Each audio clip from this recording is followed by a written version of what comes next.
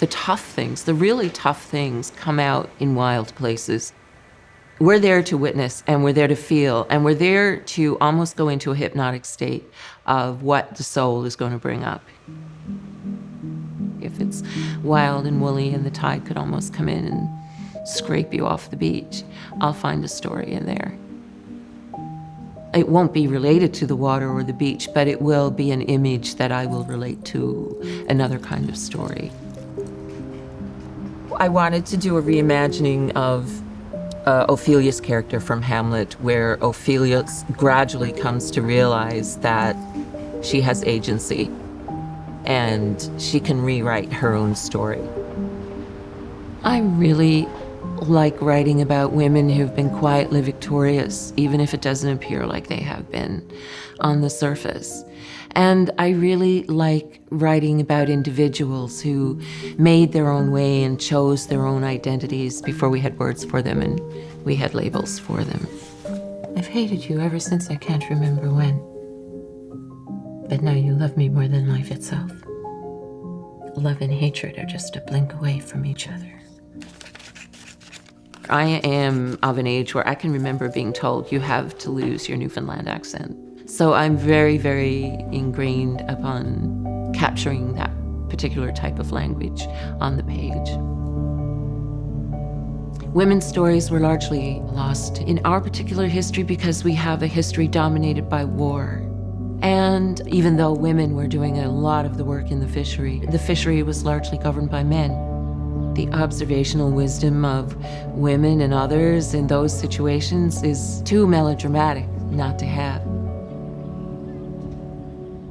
The kind of nation-building texts or works of art that we have in this province have been focused on men's experience. In that sense, she is reconfiguring ideas of Newfoundland nationhood.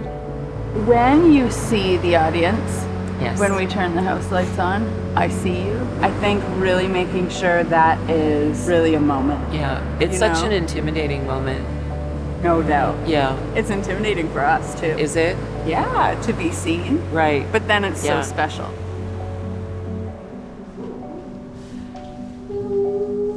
She captures the voice of that rural woman, of that city woman, of the woman who is displaced. And by making room for those voices and those stories, I feel she's solidified a place for them in the canon. I expect you think I meant to say anecdote for life, but I didn't. I like antidote. I think it's better.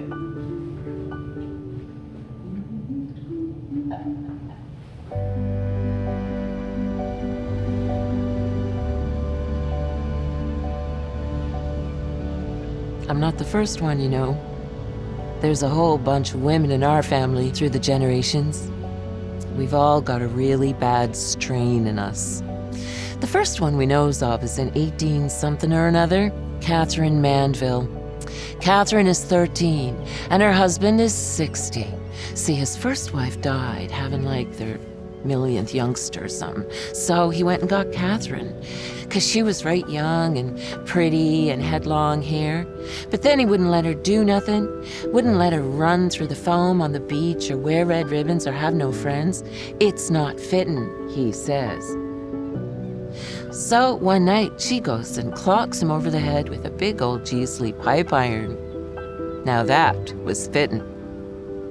She pitched him over the wharf, gave him to the sea.